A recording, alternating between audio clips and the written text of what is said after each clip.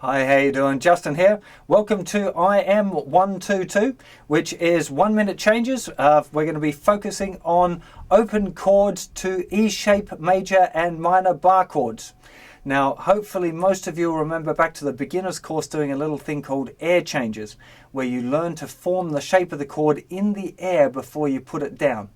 Now, that's one of the best ways of changing between your open chords and your bar chords. It's a little bit tricky, and I know many of you will, when you get to your bar chords, are going to want to either put down the bar chord first and then the shape, or the shape and then the bar. Now, they're both cool. To be honest, most people that start with the shape and then put the bar down afterwards kind of change as they kind of develop and they practice, and they end up putting the bar chord down first. But really, what you should be doing is putting the whole grip down at the same time. Now, it's tricky. But learning it now really gets your fingers into the habit of kind of forming, particularly the first finger kind of rolling onto its side, because that kind of happens in the air. So when you put it down, it's not so much put it on flat and then roll it backwards, which is kind of how I'm teaching you and encouraging you to do it. It's a great way to learn to do it, to get the position right. But as soon as you've got the position right, you want to learn to kind of just put it down that way with that bar on the side already. So what I've picked is 5 really common chord changes between an open chord shape and a bar chord shape. And we're going to go through those just like we did in the beginner's course with the 1 minute changes, where you're going to set your countdown timer for 1 minute and you're going to do as many of those particular chord changes as you can for that 1 minute, and write in your little practice schedule how many changes you've done. It's a really super duper way. Any of you guys that are kind of just jumping into the intermediate course and haven't gone to look at the beginner's course before, it's a really, really effective way of developing your chord changes. It's not a beginner's technique, it's something that you can use at the highest level when you're learning new chords, going from a chord you know to a new chord as fast as you can for a minute. Really kind of trains the fingers up good. So let's get to a close-up and check out exactly what I mean by these air changes, for those of you who don't remember, and I'll try and give you a couple of hints on getting that first finger rolled back too. So let's get to a close-up. Well, the first change on our 1 minute changes sheet for this foundation 2 is between an A open chord and a G bar chord. Now I know you can play G open and you can play A to G like that, but as an exercise it's a great one to be doing A like this and then jumping out. Can you see that when I'm doing that, it's not like I'm going, putting the bar and roll it back and then put the chord shape down, right? It's jumping straight from A to the G. It's there already. It's happening in the air, and then down. And the same with the A. It's formed the chord. There we are. I haven't put it down. Now it's down. And it's really important to try and develop this skill where they're kind of getting to their positions in the air. It's really funny to do it slowly because it's almost like I'm trying to force them, but they do it by themselves. I just can't concentrate on it. You'll probably find the same thing. Don't concentrate too much on how the fingers are moving. But what the trick here really, if when you're first learning to do this, is to bring them up and then point them all out and then try and form the chord. So you kind of get a little thing in the middle where you kind of completely releasing the shape. That's a good way to start with it. But as soon as you're through it, try and get them so they just form the shape. Now the bar, which is this is the big part here. Now, as I've explained to you earlier, you're going to put the bar down straight and then roll it onto the side and then put your shape down. But what you should find, that if you've been practicing it enough, that you can kind of put that shape down sideways. So when you start doing these, look at it in the air before you've put the chord down and make sure that the first finger is not square on, flat like that.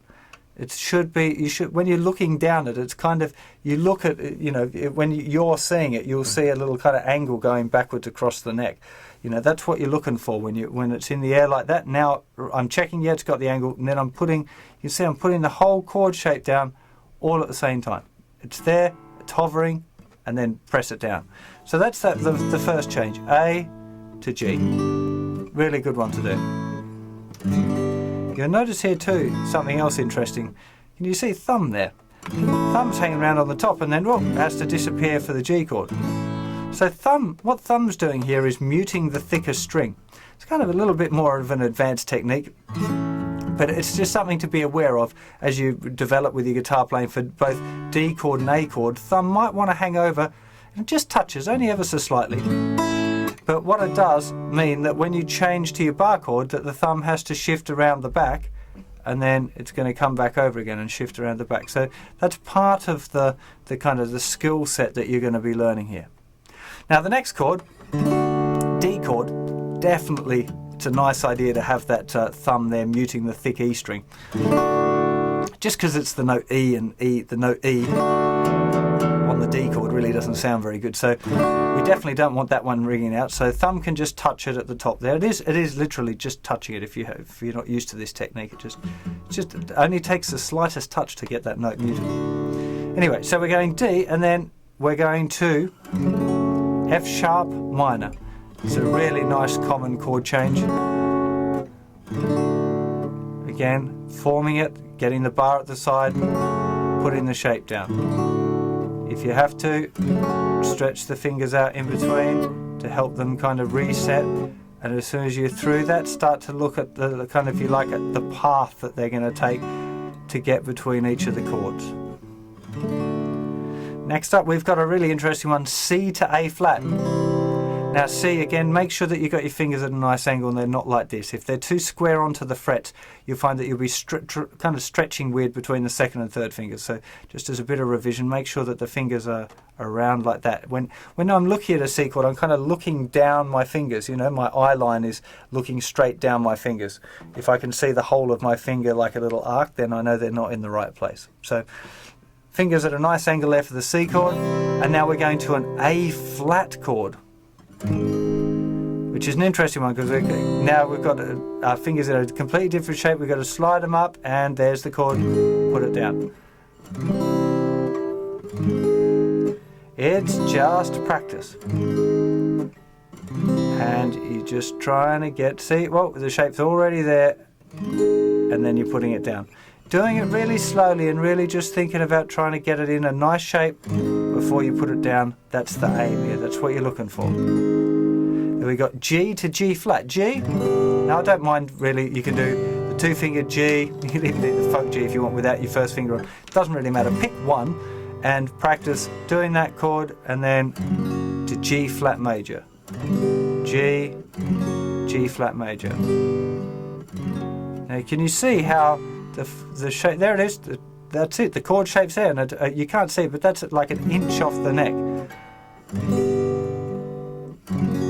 Trying to get that chord shape formed in the air before we get there. And lastly, we've got E to F sharp minor. Very, very common chord sequence, this one. And it's just forming the chord, there's the chord again, just working the chord from one shape to the next and back again, trying to form, there's the chord shape. You should be alright with the open chords already, right? You know, you've done air changes, you're used to putting the grip down all at once, so now it's really concentrating. Look at, straight away, there we go, look, third and fourth finger are kind of locked together, they're ready, they're in preparation for that chord shape. That's the trick. Well, that's the 1 minute changes for the Foundation 2 practice routine. It's really, really important that you get used to forming these bar chords in the air before you put them down.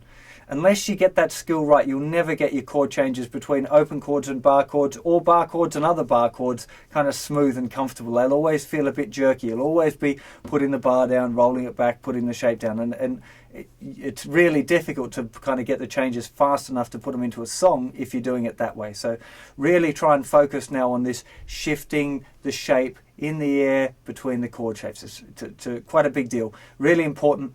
Not that difficult. Just practice, like everything else on the instrument. Just practice. You'll be cool. Practice hard, and I'll see you for another lesson sometime real soon. Bye-bye.